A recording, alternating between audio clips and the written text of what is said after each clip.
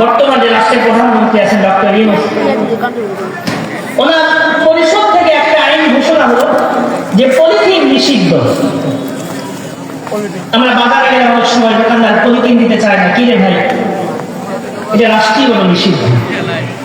আমার ব্যক্তিগত কথা হলো আয় বই বই শুনিয়ে চেয়ারে ইশারায় প্যান্ডেলের পাশে সাইয়ের হলবাইনের অবস্থা কিটা এত সুন্দর আলোচনা হইতেছে, এক আলেমে করতেছে, কিন্তু দেখেন শ্রোতারা কি সিস্টেমের চমৎকার আলোচনা করতেছে, কিন্তু বক্তা কিন্তু শ্রোতারা ওই আফসারি ওই হাতের কথা শুনলো। দেখেন বিশাল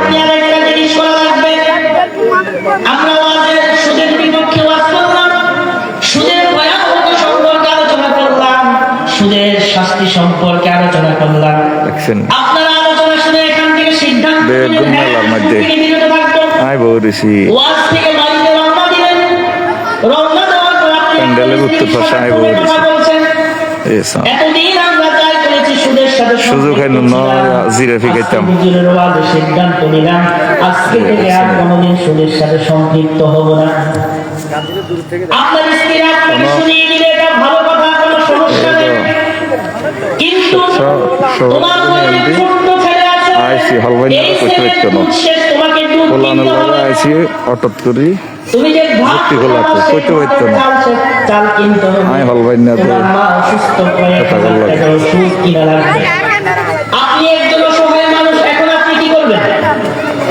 আপনার খরচ হবে 10,000 টাকা, আপনার পকেটে আছে মাত্র 5 টাকা, এখন আপনি কি করবেন?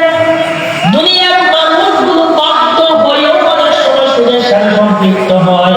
ও ওলামায়ে কেরাম, আমি তোমাদেরকে বলি সুদের ওয়াজ করা মানে সুদ সমাজ থেকে বিলুপ্ত হয়ে যায়। ব্যক্তি ইমেজ কি দরকার দেখছেন নি?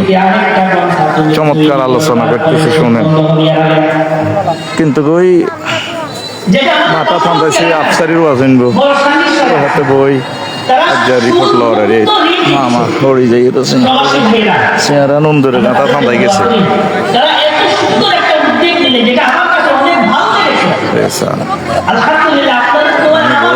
আল্লাহ আরো হলবাইনারা বই দিছে তো একটু না আফসারি বই দিছে।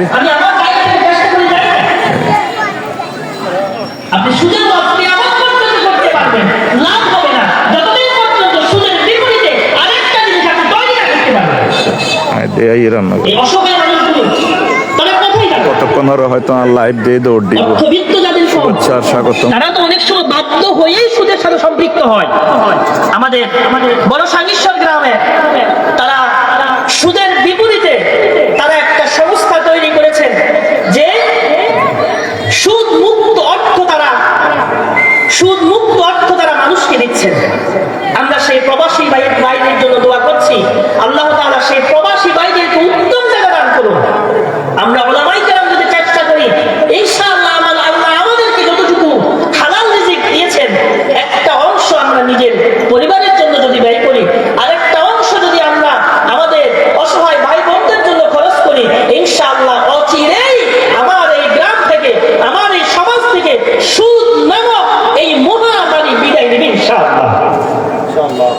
আমার বড় সাঙ্গীশ্বর গ্রামের প্রবাসী ভাইদেরকে আমরা স্যালুট জানাই, তাদের জন্য দোয়া করি। পাশাপাশি আমার এই আজাদপুর গ্রামের যুক্তিপুরা গ্রামের সকল প্রবাসী ভাইদেরকে আমি উদাত্ত আহ্বান জানাই, সম্পদশালী ভাইদের উদাত্ত আহ্বান জানাই, আপনারা এগিয়ে আসুন। আর পাশে আছে স্বেচ্ছাসেবকের আর পাশে বই দিচ্ছে কত না স্বেচ্ছাসেবকের আর পাশে আছে সরকারের করতে না ওই স্বেচ্ছাসেবকেরা বই দিচ্ছে স্টিকারে মানুষ চলিয়ে অন্তত 20,000 মানুষ হইব বেগুন মেলার মধ্যে।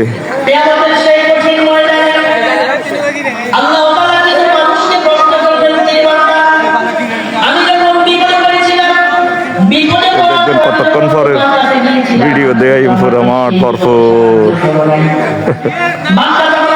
আপনারা চাইলে আজ জিরাফি দোয়ানো যাইতে আরি আপনি তো রাজারা আয়োজকরা কইতে হইতো না তো হলবাইনেরা তো গাড়ি থামার বাসি বাজার উদ্ধার করেন তাহলে আপনি বিপদে পড়বেন। কয়েকশো আয়োজক আল্লাহ খবর নাই এই কতক্ষণ হরে বিপদে দৌড় আমাদের একটু পরে লাইভও দেয় ইমামনগরে অসুবিধা নেই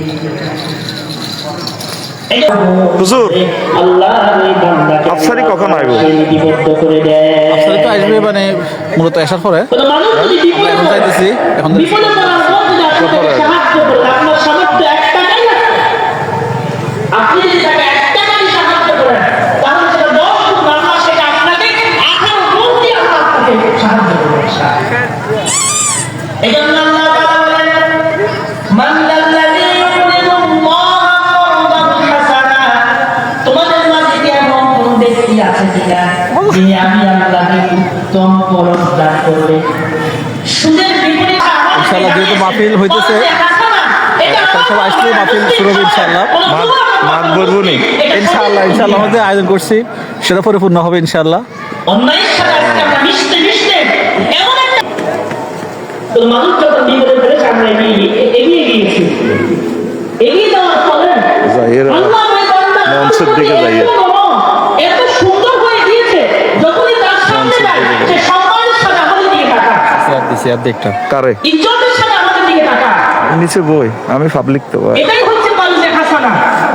আপনি থেকে উত্তম ঋণ দেন, আপনি থেকে উত্তম ঋণ দেন, কিন্তু উত্তম ঋণের ব্যবস্থা আজকে আমার সমাজে নাই। আমার সমাজে কোনটা আছে? আপনি যখন বিপদে পড়বেন, বিপদে পড়ার পর আপনি কোন একজন ব্যক্তির কাছে গেলেন, ভাই আমি তো বিপদে আছি, আমাকে একটু সাহায্য করেন, আমাকে একটু সাহায্য করেন। সে বলবে না, সাহায্য করার মতো কোনো অর্থ আমার কাছে নেই।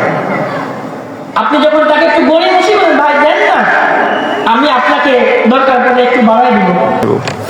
যখনই আমরা রাত 9টায় যখনই আমরা আমাদেরকে বলছে যে 8টা বাজে রওনা দিব। ঠিক আছে আফসারি জি এখানে আমি 9টা আপনাকে বাজে আরো বেশি টাকা দিব। বয়ান ইনশাআল্লাহ তখন 9টা থেকে সেই করবো। মাঠ বলবো নি মোড়টা ঘুরিয়ে দেয়। মাঠ বলবো নি তখন সে সবাই তো মোড়টা আশা দিছে যে মাঠ আমরা কি বলে? কথা বলে দিতে হইব, যে আমার মানে জায়গা হইতো না মনে হয়, কাছে জায়গা টাকা আছে, হইতো না। আপনি যদি তো চান, আমরা আমি শুধু টেনশনে আছি, আপনার আল্লাহ উপকারের জন্য আপনাকে আমি দিতে পারি। অনেক মানুষ হইব আশ্বাস দিচ্ছে। দেখেন, অনেক কমজে হাসানা, সমস্যা হবো নি কেন সমস্যার কোনো কারণ নাই ইনশাআল্লাহ। কমজে আমরা হাসানা, এটা আজকে আমার বাইরে না সমাজ সমস্যা থেকে বা উঠেই গেছে। মানুষের মুখে কিছু বলতেছে, আমাদের এলাকাতে কিচ্ছু নাই, এজন্য রাসূল সবাই একতা বলছেন, বলতে। এত বড় প্যান্ডেল করছে কোনো মানুষ মানুষ তো নাই যদি বিপদে পড়ে, মানুষ আফতারি অপেক্ষা আছে, কখন হুজুর নিজে প্যান্ডেলে আসবো, কখন আসবো সেই অপেক্ষা মানুষ বাইরে ঘুরতেছে, বাড়িতে হাওড়া যাওয়ার পর সে যতদিন পর্যন্ত এই টাকাটা তার কাছে রেখে দিলে, ধরেন আপনি আমাকে 1000 টাকা হাওলাত দিলেন সুদের উপর, ওদের মনে হয় না কয়টা তাই তুমি আল্লাহ হুজুরে বলছে তো 9টা বাজে আইবো, 9টা থেকে বয়ান করবো। এখন সে সবের অধিকারী। মানুষ এখন আসতেছে না, জানে যে সবাই বলতেছে আফতার আজকে অপেক্ষা, আফতারে আসতে হবে। আমাদের এই সমাজে হাওলাত দেওয়ার প্রবণতা কমে গেছে।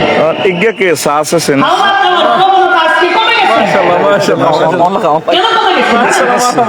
এটা আমাদেরই কিছু দোষ আছে। ঘোষণা দেয়, আর ঘোষণা যারা দেয়। টাকা হাওলাত নেয় তাদেরও দোষ আছে। ঘোষণা দেন আফসারি আছে ওয়াজ করে ইনশাআল্লাহ আলহামদুলিল্লাহ, ইনশাআল্লাহ।